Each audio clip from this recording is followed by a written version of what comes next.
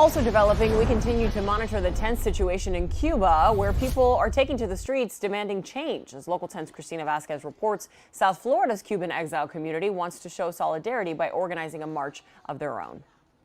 Earlier today, some members of South Florida's Cuban exile community bringing voices from the protest movement underway in Cuba to Miami.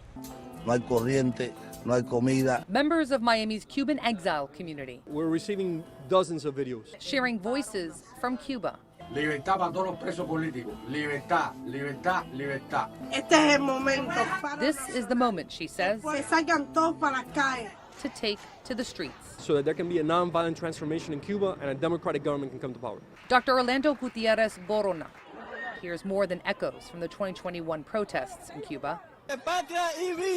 He believes the world is witnessing a movement gaining traction. These demonstrations are in some areas bigger than on July 11, 2021.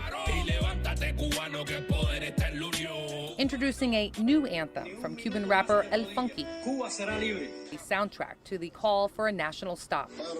From housewives, from workers, from youth, from people in the street, from their homes, from the streets calling for a national strike. And as they urge the Cuban police and military not to repress the Cuban people. Because I know that arrests are already taking place. At least a dozen youth were arrested in Bayamo in the last few hours. They also have this call to action to world leaders in Europe and Canada. Stop subsidizing the regime. They're subsidizing repression.